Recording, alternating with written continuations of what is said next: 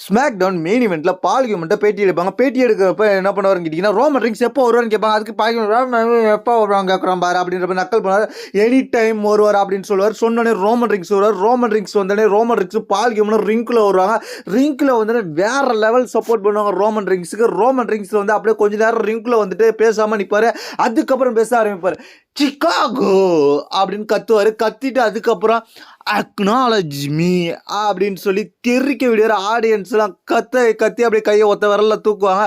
அதுக்கப்புறம் என்ன சொல்லுவான்னு கேட்டிங்கன்னா, வைஸ்மேன் சொல்லுங்க ட்ரைபிள் சீஃப், நீங்கள் யாருக்கு ஃபேவர்? உங்களுக்கு தான் ஃபேவர். வைஸ்மேன் சொல்லுங்க ட்ரைபிள் சீஃப், இங்கே வந்திருக்கானா அவன்? சொல்லுங்க ட்ரைபிள் சீஃப், வந்திருக்கிறான் அவன்.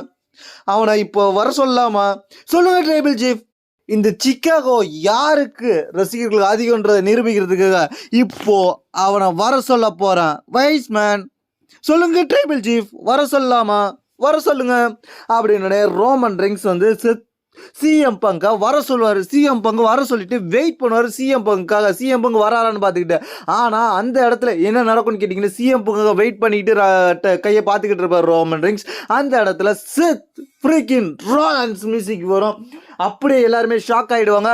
ரோமன் ரிங்ஸும் ரொம்ப டென்ஷன் ஆகிடுவார். பால்கியூன் பார்த்தா என்னடா நடக்குது, அவனை வர சொன்னால் இவன் வரான் அப்படின்ற மாதிரி பால்கியூன் நக்கலாக ஒரு சிரிப்பார். அதுக்கப்புறம் என்ன நடக்கும்னு கேட்டிங்கன்னா, செத் ரோலின்ஸ் வந்த உடனே பேச ஆரம்பித்த கொஞ்சம் நேரத்திலேயே அப்புறம் தான் சிஎம் பங்க் வருவார். சிஎம் பங்க் வந்த உடனே தான் மேட்ரே ஆரம்பிக்கும். சிஎம் பங்க் வந்த உடனே என்ன சொல்லுவாருன்னு கேட்டிங்கன்னா, இந்த ரெசில்மேனியாவில் மெயின் ஈவெண்ட்டில் வின் பண்ண போகிறது நான் தான். உன்னுடைய வைஸ்மேனாக இருக்கிறவர் என்னுடைய பெஸ்ட் ஃப்ரெண்ட், அவர் தான் ஏன் கூட இருக்க போகிறாரு இந்த ரெசில்மேனியாவுக்குன்னு சொல்லுவார் சிஎம் பங்க். அதை கேட்டு செத்ரோலின் சிரிச்சுக்கிட்டு இருப்பார். அதுக்கப்புறம் ரோமன் ரிங்ஸ் என்ன பண்ணுவாருன்னு கேட்டிங்கன்னா, என்ன வைஸ்மேன் முடியாதுன்னு சொல்லு அவன் கேட்குற கேள்விக்கு.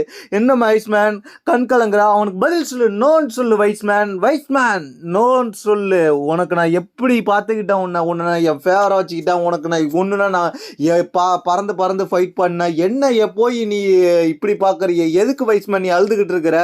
அவனுக்கு நீ முடியாதுன்னு சொல்லு.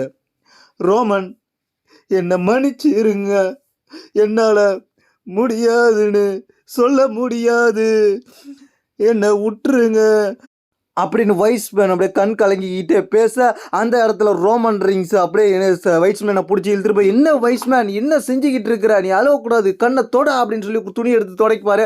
அந்த இடத்துல பின்னாடியே சிஎம் பங்கு வந்து பயங்கரமாக ரோமன் ரிங்ஸை அட்டாக் பண்ண, செத்ரோலின்ஸ் வேடிக்கை பார்க்க, பால்கியூமன் அப்படியே ரோப்பு விட்டு வெளில போயிட்டு அங்கே இருந்துட்டு அப்படியே ரோப்பு கிட்டே இருந்து மண்டி போட்டு பார்க்க, ரோமன் ரிங்ஸ் அப்படியே ஜிடிஎஸை தூக்கி சிஎம் பங்கு போட, செத்ரோலின்ஸ் அப்படியே வேடிக்கை பட்டுருக்கு. அதுக்கப்புறம் சிஎம் பங்கு செத்ரோலின்ஸ் அடிக்க ரெடியாக செத்ரோலின்ஸ் சிரிச்சுக்கிட்டே இருப்பார். உங்களுக்கெல்லாம் நான் பண்ற நீங்க என்ன சண்டை போட்டுக்கிறீங்க ஜோக்கர் மாதிரின்ற மாதிரி ஒரு பார்வை பார்த்துட்டு செத் ரோலின்ஸ் அப்படியே அங்கேருந்து வெளில போயிடுவாரு.